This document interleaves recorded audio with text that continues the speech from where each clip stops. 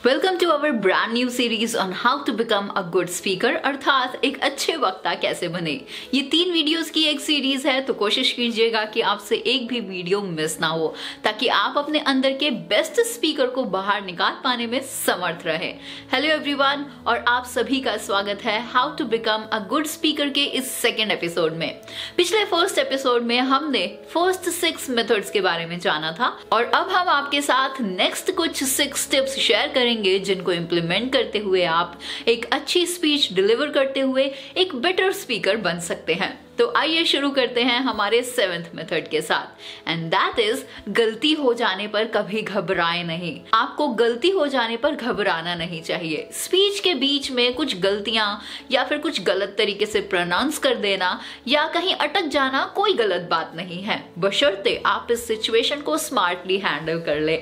ऐसे मौकों पर आप इसे किसी हास्य का मोड़ दे सकते हैं या सीधे सीधे माफ कीजिएगा बोलकर भी स्पीच को आगे कंटिन्यू कर सकते हैं।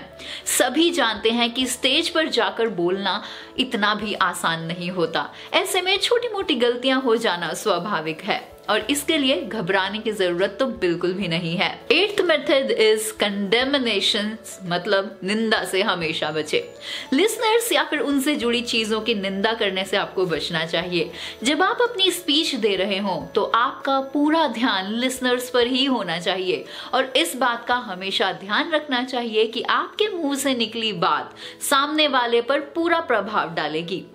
कई बार हम किसी एरिया या वहां की डिस्टर्बेंसेस पर hard and sharp in voices में निंदा कर देते हैं, लेकिन इसी निंदा के बदौलत हम लिसनर्स के दिल में जगह नहीं बना पाते। अगर आपने कभी ये कहा कि यहाँ के लिसनर्स समर्थन नहीं दे रहे हैं, या कहा कि यहाँ टैलेंट की कमी नहीं है लेकिन ये शहर टैलेंटेड लोगों के लिए ठीक नहीं है, तो ऐसे में लिसनर्स का नाराज होना तो बनता है। ये भी हो सकता है कि वो अपनी भावनाओं पर नियंत्रण ही न रख पाए और वहां आपको अपमान भी सहना पड़ जाए। तो कभी भी अपनी स्पीच के दौरान कुछ भी ट्वीट करने से आपको बचना चाहिए।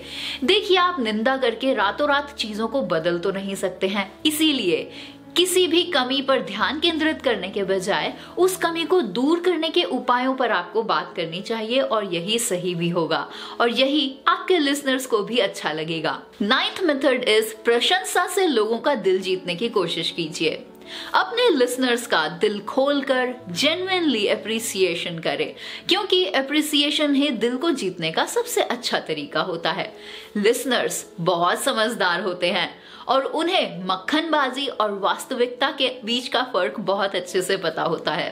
अगर आप किसी कॉलेज में स्पीच देने के लिए गए हैं और आप स्टूडेंट से कहते हैं कि आप सब इस दुनिया के सबसे अच्छे स्टूडेंट्स हैं, या आपके जैसे अच्छे और होनहार स्टूडेंट्स मैंने आज तक नहीं देखे, तो बच्चे तुरंत समझ जाएंगे कि आप सिर्फ मक्खन लगा रहे हैं। लेकिन अगर आप ये कहते हैं कि बच्चों, आप सबको देखकर मुझे अपनी कॉलेज लाइफ की याद आ गई, आप सबने इतने अच्छे से मेरा स्वागत किया, मेरे माथे पर तिलक लगाया, यह सब मुझे बहुत ज्यादा हर्ट वार्मिंग लगा, पुरानी यादें ताजा हो गई, मेरी माँ मेरे माथे पर कुछ इसी तरह से तिलक लगाया करती थी, आप सबने मुझे उनकी याद दिला दी और इसके लिए मैं बहुत धन्यवाद देता हूँ। तो ये उन्हें अच्छा भी लगेगा, और इस तरह से आप सिर्फ 2 टुक शब्दों में प्रशंसा के माध्यम से अपने लिसनर्स का दिल भी जीत सकते हैं, वो भी बहुत आसानी से। 10th मेथड पर बात करते हैं, दैट इज ह्यूमिलिटी, या फिर माफी से कभी भी अपनी स्पीच की शुरुआत ना करें। कई लोग स्टेज पर जाते ही नर्वस फील करने लगते हैं। ऐसे में बहुत लोगों की शुरुआत माफी से ही होती है। वो ऐसी लाइनों से शुरुआत करते हैं कि मैं यहाँ आने के काबिल ही नहीं था, लेकिन आपने मुझे यहाँ आमंत्रित किया, या फिर मेरे जैसे छोटे आदमी को आपने इतना सम्मान दिया, या मैं माफी चाहता हूँ कि इतने दिनों तक यहाँ उपस्थित नहीं हो पाया। कुछ इस तरीके से आपको अपनी स्पीच की शुरुआत नहीं करनी चाहिए। अगर आप अपनी स्पीच माफी मांगने या फिर दीनता दिखाते हुए शुरू कर रहे हैं, तो आप सिर्फ लिसनर्स का टाइम ही बर्बाद कर रहे हैं, क्योंकि सामने वाले पर इससे कभी भी अच्छा प्रभाव नहीं पड़ता है। आपको जिस ऑब्जेक्टिव के लिए इनवाइट किया गया है उस टॉपिक पर बात कीजिए और वहां से विदा ले लीजिए। अगर आपको किसी कारण से माफी मांगनी भी है तो स्पीच के बीच में सरल शब्दों में अपनी बात को कह दीजिए, लेकिन स्पीच की शुरुआत कभी भी माफी मांगने के साथ शुरू मत कीजिए। बस इस बात का ध्यान जरूर रखिएगा।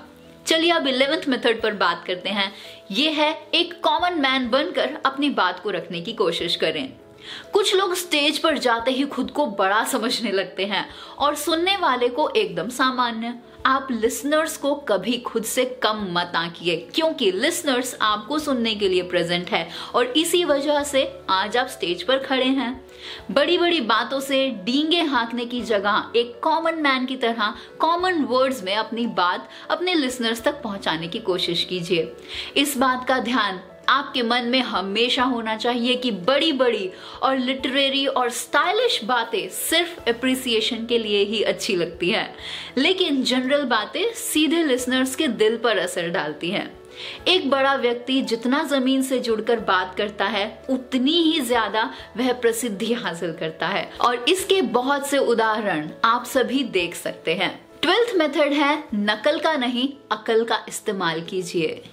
कई लोग दूसरों के स्पीच की नकल को हूबहू अपने लिसनर्स तक पहुंचाते हैं, लेकिन जो लिसनर्स उसी स्पीच को पहले भी सुन चुके हैं उसे सुनने के लिए वो दोबारा अपना टाइम तो नहीं लगाएंगे। इसीलिए अपनी अक्ल और अपने मन का काम लीजिए। शब्दों में सादगी के साथ साथ अपनी स्पीच की शुरुआत कीजिए। किसी भी स्पीच में अपने खुद की अलग पहचान बनाने की कोशिश बिल्कुल मत कीजिए। आपकी फीलिंग्स जो आपके दिल और आपके शरीर को एक नॉर्मल स्टेट में एक्सप्रेस करती है उसका यूज कीजिए। वो सब दूसरों की नकल से कभी भी पैदा नहीं हो सकती। इसीलिए जितना अच्छा हो सके स्टेज पर खुद की इमेज बनाने की कोशिश कीजिए, लेकिन कभी भी किसी को कॉपी मत कीजिए। तो इस सेकेंड पार्ट में बस इतना ही। नेक्स्ट थर्ड पार्ट में हम रिमेनिंग 5 मेथड्स पर बात करेंगे ताकि आप अपने अंदर के इंप्रूवमेंट्स को नोटिस कर पाएं और एक अच्छे स्पीकर बन सके। तो बने रहिए हमारे साथ, चैनल को सब्सक्राइब जरूर कीजिएगा ताकि नेक्स्ट एपिसोड आपसे मिस ना हो।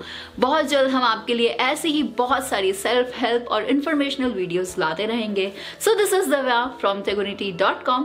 मिलते हैं आपसे जल्द, तब तक के लिए अलविदा। जय हिंद।